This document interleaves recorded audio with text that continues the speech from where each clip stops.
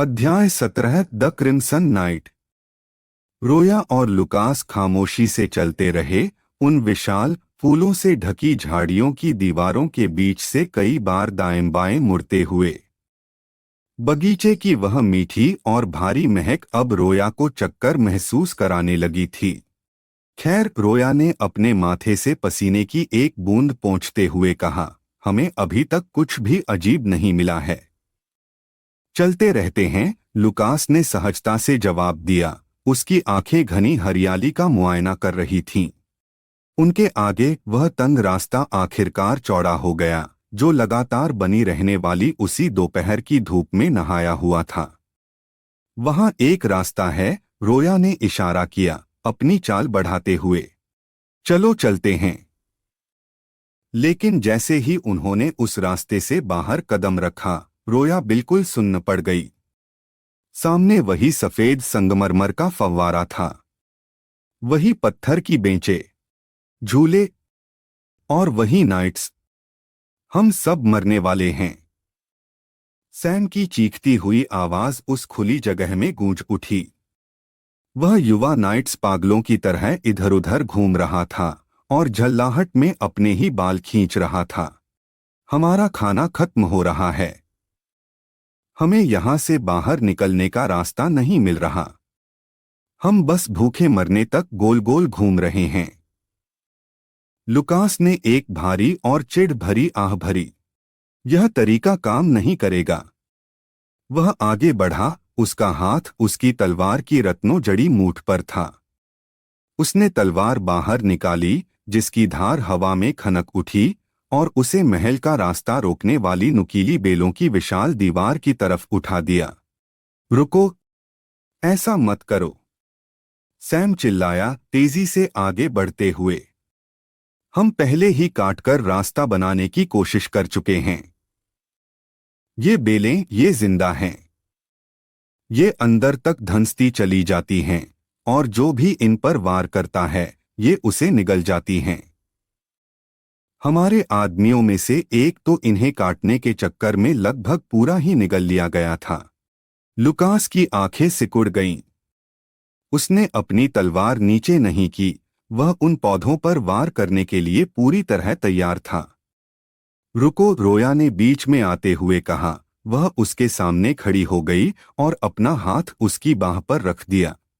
पहले इसके बारे में थोड़ा सोचते हैं। अगर ताकत का इस्तेमाल करने पर चीजें निगल ली जाती हैं, तो हमें कोई दूसरा तरीका अपनाना होगा। लुकास ने अपनी जीभ चटकारी और अपनी तलवार वापस म्यान में रख ली। वह खुली जगह के एक कोने में गया और उस नर्म गुलाबी घास पर आलस से बैठ गया, पीछे टिकते हुए, जैसे वह खुद को पूरी तरह से आरामदेह बना रहा हो। जो करना है करो। सैम ने उम्मीद भरी नजरों से रोया की तरफ देखा। लेकिन हम कर भी क्या सकते हैं? रोया ने तुरंत जवाब नहीं दिया। उसका तेज दिमाग सोच रहा था। है, हर रास्ता वापस घूमकर बीच में ही आता है। तो फिर हम इस घुमाव को कैसे ट्रैक करें? अचानक उसके दिमाग में कुछ चमका। वह खुली जगह के बीच में गई और उस नर्म घास पर आलथी पालथी मारकर बैठ गई। उसने एक गहरी सांस ली, अपनी आंखें बंद कीं और अपने ईथर पर ध्यान केंद्रित किया। धीरे धीरे उसके हाथ की उंगलियों से ईथर के बहुत ही पतले काले धागे निकलने लगे। अदृश्य सांपों की तरह वे घास पर रेंगने लगे और भूल भुलिया के एक अंधेरे रास्ते में गायब हो गए। सैम एक कदम पीछे हटा, उसकी आंखें चौड़ी हो गईं। यह क्या है? किसी तरह के धागे? उसने अपनी आंखें सिकोड़ी, हवा में उस भारी भिनभिनाहट को महसूस करते हुए। इनकी एनर्जी तो किसी हाई लेवल के तलवारबाज के ऑरा जैसी है। इस मोड़ तक सैम पहले ही खून जैसी लाल झील और समय को चकमा देने वाले लूप को देख चुका था। ऐसे में गांव की एक लड़की के शरीर से खतरनाक ईथर के धागे निकलना उसके लिए अब ज्यादा हैरान करने वाली बात नहीं थी। रोया ने उसकी बातों पर ध्यान नहीं दिया। और अपना पूरा ध्यान उन धागों से मिलने वाले बारीक संकेतों पर लगा दिया। उसने पहले कभी अपनी ताकतों का इस्तेमाल किसी रडार की तरह नहीं किया था। उसने उन धागों को भूल भुलैया में और गहराई तक भेजा।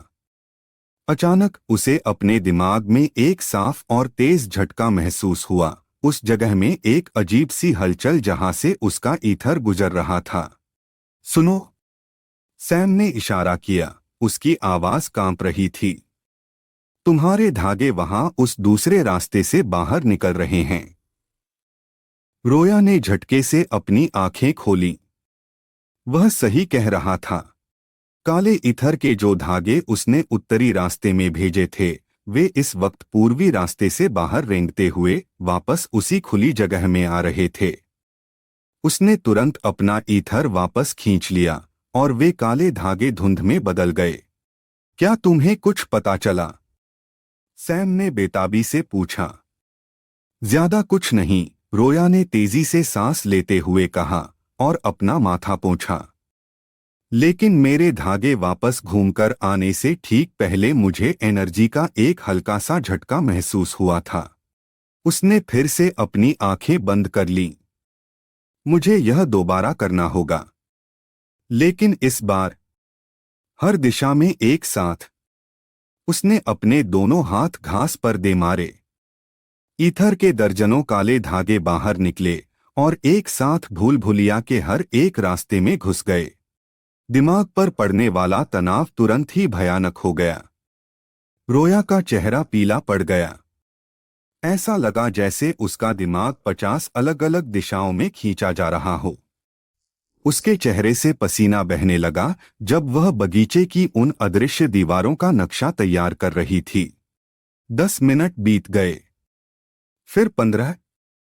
दर्दनाक 20 मिनटों के बाद आखिरकार रोया ने ईथर को छोड़ दिया। उसकी आंखें पीछे की तरफ पलट गईं और वह पीछे की तरफ गिर पड़ी। उसका शरीर उस भारी दबाव से पूरी तरह ढह गया था। इससे पहले कि वह जमीन से टकराती, एक मजबूत हाथ ने उसके सिर के पिछले हिस्से को संभाल लिया। खुद पर इतना दबाव मत डालो, बेवकूफ, लुकास ने उसके पीछे घुटनों के बल बैठते हुए धीरे से कहा। रोया धीरे धीरे उठकर बैठी और अपने कांपते हाथ को अपने जोर जोर से धड़कते माथे पर रखा। उसने कांपती उंगली से खुली जगह के बीच में इशारा किया। फव्वारा, रोया हांफते हुए बोली। उसकी आवाज बैठ चुकी थी। वह फव्वारा। मुझे उसमें से बिल्कुल वैसी ही एनर्जी के झटके महसूस हो रहे हैं। वही इस पूरे लूप की जड़ है। लुकास की आंखें तीखी हो गईं। वह तुरंत खड़ा हो गया और उस सफेद ढांचे को तबाह करने के लिए उसका हाथ अपनी तलवार पर चला गया। लेकिन कैप्टन जिगन, जो अंधेरे में खड़ा सब सुन रहा था, उससे पहले ही हरकत में आ गया। तो यह थी असली वजह। जिगन दहाड़ा और आगे की तरफ भागा। उसने अपनी भारी चौड़ी तलवार निकाली और उसे पूरे जोर से उस सफेद संगमरमर पर दे मारा। क्लैंग! फव्वारा बीच से टूट गया और उसका पानी तुरंत बहकर गायब हो गया। हर किसी ने अपनी सांसें रोक लीं और इंतजार करने लगे। हवा धीरे से चली। एक पक्षी चहचहाया, लेकिन इसके अलावा कुछ नहीं हुआ। लुकास रुका। उसने अपनी तलवार म्यान में ही रहने दी, लेकिन अपना हाथ उसकी मूठ पर मजबूती से टिकाए रखा। उसने हांफते हुए कैप्टन की तरफ देखा। और इसी वजह से, लुकास ने कहा, उसकी आवाज में गहरा तिरस्कार था, मुझे तुम जैसे बेवकूफों से सख्त नफरत है। जिगन का चेहरा तुरंत गुस्से से लाल हो गया और उसके माथे की नसें उभर आईं। उसने अपनी तलवार पर पकड़ मजबूत की और अपनी गुस्से भरी नजरें लुकास पर टिका दीं। कमीने! व्रररम! हवा में अचानक एक अजीब गहरी थरथराहट गूंजी। पूरी खुली जगह भयानक रूप से मुड़ने लगी और सारे रंग गीले पेंट की तरह आपस में धुंधले होने लगे। रोया ने अपनी आंखें कसकर बंद कर लीं क्योंकि उसे तेज उल्टी जैसा महसूस होने लगा था। कुछ ही सेकंड में वह भयानक एहसास गायब हो गया। रोया ने अपनी आंखें खोलीं। वे ऊंची हरी दीवारें, वह फव्वारा और पत्थर के बेंच पूरी तरह से गायब हो चुके थे। वे अब महल के विशाल काले लोहे के दरवाजों के ठीक सामने एक बहुत बड़े खुले आंगन में खड़े थे। उनके पैरों के नीचे की जमीन पत्थर या घास नहीं थी, वह 1 फुट गहरे, बिल्कुल साफ लाल पानी का एक अंथीन समतल फैलाव थी। रोया ने एक कदम आगे बढ़ाया और वह लाल पानी उसके जूतों से टकराकर हल्का सा छपछपाया। वह महल के विशाल प्रवेश द्वार की तरफ चलने लगी। रोया, रुको! लुकास चिल्लाया, उसकी आवाज में एक अजीब सी सच्ची घबराहट थी। कुछ गड़बड़ है। लेकिन जिगन, जो अपने गुस्से और जलालत में पूरी तरह अंधा हो चुका था, उसे किसी और बात की परवाह नहीं थी। मैं तुम्हें जान से मार डालूंगा, बच्ची। वह उस पानी में से सीधा लुकास की तरफ झपटा और उसके 2 वफादार नाइट्स भी अपनी तलवारें निकालकर ठीक उसके पीछे दौड़ पड़े। आंगन के बीचों बीच का पानी अचानक तेजी से उबलने लगा। एक ही पल में उस लाल गहराई में से कुछ ऊपर उठा। वह दिखने में शानदार था और खौफनाक भी। एक विशालकाय नाइट जो ऊपर से नीचे तक सूखे हुए खून के रंग के भारी, बेहद खूबसूरती से बने कवच में ढका हुआ था, पानी के ऊपर बिल्कुल आसानी से खड़ा था। उसके डरावने, बिना किसी चेहरे वाले हेलमेट के पीछे से पंखों की एक लंबी सफेद कलगी नीचे लटक रही थी। वह बहुत विशाल था, लुकास से भी 1 सिर ऊंचा, और उससे प्राचीन मौत का एक भयानक ऑरा निकल रहा था। जिगन और उसके 2 नाइट्स को तो यह समझने का मौका तक नहीं मिला कि उनका रास्ता रोकने वाली यह चीज क्या है। वह कोई वार नहीं था। वह लाल रंग की रोशनी की एक ऐसी लकीर थी जिसने हवा को ही 2 हिस्सों में चीर दिया। कैप्टन जिगन और उसके दोनों नाइट्स के शरीर के ऊपरी हिस्से उनकी कमर से एकदम साफ कटकर अलग हो गए और उनके कटे हुए धड़ 3 भयानक छपाक की आवाज के साथ उस पानी में जा गिरे। खून ने तुरंत उस साफ लाल पानी को धुंधला कर दिया। रोया चीख पड़ी। लुकास ने पूरी तरह से अपने रिफ्लेक्सिस पर काम किया। वह एक कदम आगे बढ़ा और तलवार निकालने के लिए उसका दाहिना हाथ मूठ पर गया, लेकिन वह क्रिम्सन नाइट पहले ही वहां से गायब हो चुका था। लुकास की आंखें फटी की फटी रह गईं और उसकी नजरें तेजी से अपनी बाईं ओर गईं। वह विशाल खून जैसे लाल रंग का कवच ठीक उसके बगल में खड़ा था। धड़ाम! क्रिम्सन नाइट की विशाल तलवार लुकास के बाएं कंधे पर किसी गिरते हुए उल्कापिंड की ताकत के साथ आ लगी। एक भयानक शॉकवेव का धमाका हुआ जिसने उस पानी को एक विशाल समुद्री लहर की तरह हवा में उछाल दिया। लुकास पीछे की तरफ जा फेंका गया। वह पानी की सतह पर दर्जनों मीटर तक घिसटता चला गया। उसके जूते उस भरे हुए आंगन में गहरे गड्ढे बनाते जा रहे थे, इससे पहले कि उसने अपनी तलवार जमीन में गाड़ दी और खुद को रोक लिया। ठक! एक असहनीय, अंधा कर देने वाला दर्द उसके पूरे बाएं हिस्से में उठ खड़ा हुआ। Mister Lucas! रोया चीखी, खौफ से उसका गला फटने लगा था। लुकास सांस लेने के लिए तड़प उठा, उसकी आंखों के आगे अंधेरा छाने लगा। उसने अपने बाएं कंधे की तरफ देखा। उसके कंधे की सुरक्षा करने वाला जादुई कवच पूरी तरह से चकनाचूर हो चुका था और धातु के वे टुकड़े उस लाल पानी में बेकार होकर गिर रहे थे। उसके कंधे की हड्डी टूटी नहीं थी, लेकिन उस भयानक वार के झटके से वे लगभग चूर-चूर महसूस हो रही थीं। लुकास ने सोचा, उसकी सांसें उखड़ रही थीं और उसके मुंह से खून की एक पतली धार बहने लगी थी। कैप्टन जिगन!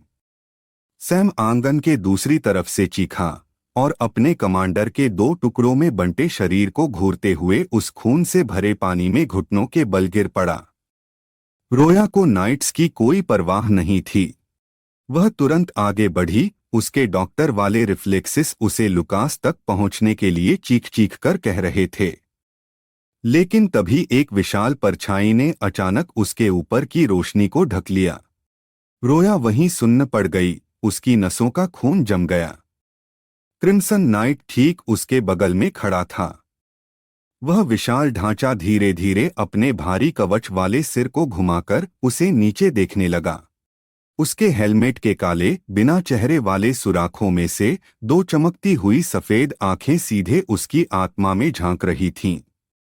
आंगन के दूसरी तरफ अपने टूटे हुए कंधे को पकड़े हुए लुकास की आंखें भयानक डर से चौड़ी हो गईं। रोया, वहां से हटो। हेलो दोस्तों, मैं राइटर रेदा। सुनने के लिए बहुत बहुत शुक्रिया। मुझे उम्मीद है कि आपको ये एपिसोड पसंद आया होगा। अगर आपको ये अच्छा लगा तो प्लीज़ लाइक बटन दबाएं और सब्सक्राइब करें। अपने विचार, सुझाव या कोई भी सुधार नीचे कमेंट्स में ज़रूर बताएं। मिलते हैं अगले चैप्टर में।